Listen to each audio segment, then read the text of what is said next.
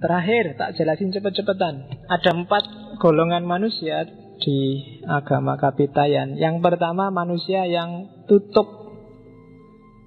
Tutuk ini ringkesnya para wali, para mistikus, orang-orang yang bisa langsung nyampe ketemu Tuhan sendiri dengan kekuatannya sendiri. Di pikirannya sudah nggak ada dunia. Satu-satunya yang ada dalam hidup mereka hanya Sang Hyang Toyo. Itu namanya manusia yang sudah tutuk. Tutuk itu kan artinya nyampe sempurna. Ada manusia level 2, manusia tuhu. Manusia tuhu ini kayak manusia tutuk, tapi tidak setinggi tutuk. Karena manusia tuhu ini masih memimpikan sesuatu yang bukan Toyo, sesuatu yang bukan Sang Hyang Toyo. Misalnya masih mimpi hidup enak di surga, masih ingin ketemu bidadari.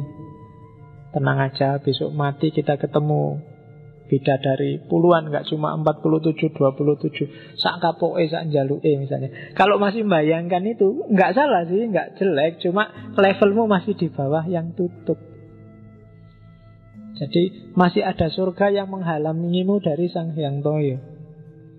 Itu level tuhu. Ada level ketiga, lebih rendah sebenarnya dari tuhu, tapi ya masih bagus, namanya level tunggo. Jadi level tunggo ini tidak sekedar nyari surga, surga kan di sana. Ini orang yang juga nyari kemuliaan duniawi, memanfaatkan tuahnya dan tulahnya untuk kepentingannya sendiri di dunia. Apakah kepentingan status sosial, kepentingan dihormati masyarakat, kepentingan itu berarti orang level ketiga. Namanya tunggo. Tunggo itu artinya tinggi, mulia. Orang ini di dunia biasanya dimuliakan, tapi di level spiritual dia sebenarnya level ketiga. Tidak sekedar pingin surga, dia juga pingin dunia. Meskipun pingin dunia dengan jalan agama. Itu level tunggal. Level paling rendah manusia tugul. Apa ono tune pokoknya. Kalau tugul ini awam. Karakternya tugul itu adalah tutut. Tutut itu orang yang cuma ikut. Bisanya dia taklid. Orang ini tidak terlalu ribut dengan Sang Hyang Toyo apa-apa. Yang penting dia nyari kebutuhannya di dunia.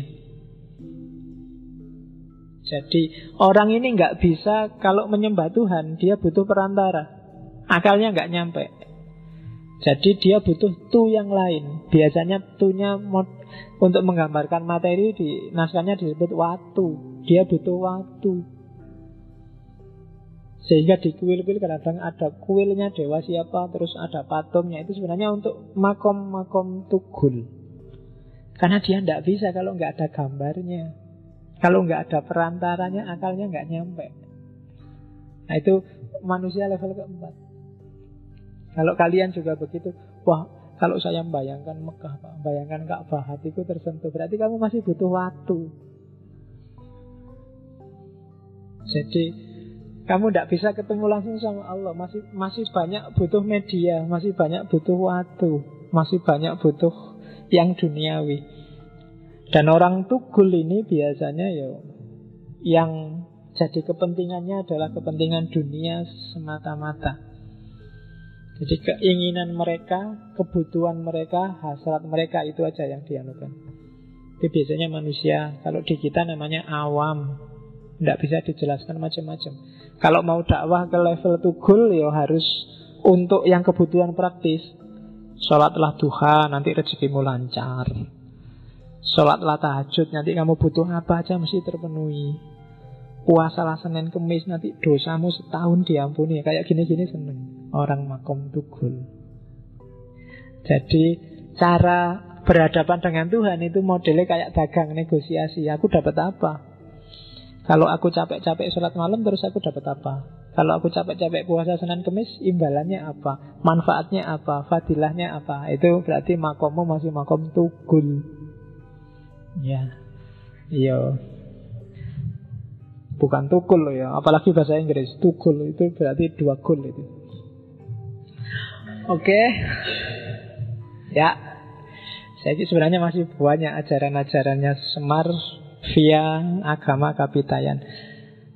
Next time, entah time-nya kapan, mungkin kita bisa ngobrol lagi tentang Semar dan Jawa.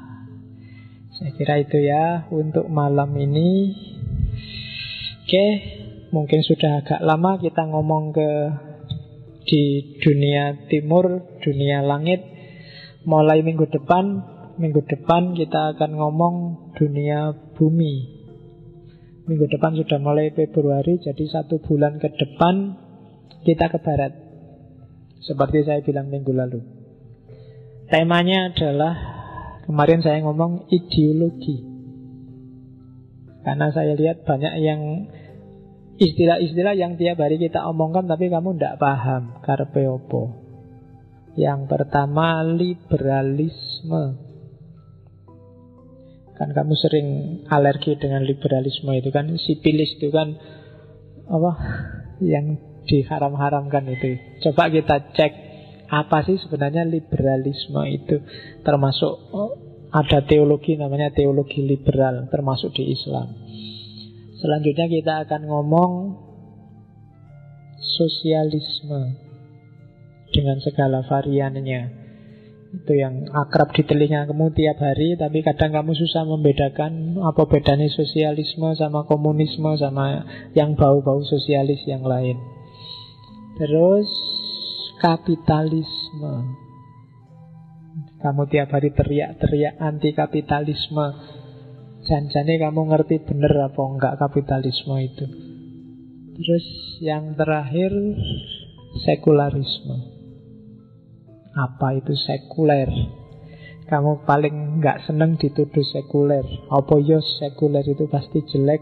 Apa ya liberal itu pasti jelek? Kapitalis itu pasti jelek? Dan sosialis, komunis itu pasti jelek? Ya jawabannya sih pasti tidak kalau ada kata-kata pastinya. Cuma mana yang bisa kita ambil hikmah dari liberalisme, sekularisme, kapitalisme, dan sosialisme. Jadi setelah Januari kita ngomong tentang langit, minggu depan kita ngomong, bulan depan kita ngomong ideologi 4 kali. Setelah itu apa ya tidak tahu. Pokoknya kita jalan aja sak nyampe-nyampenya, menikmati dunia hikmah.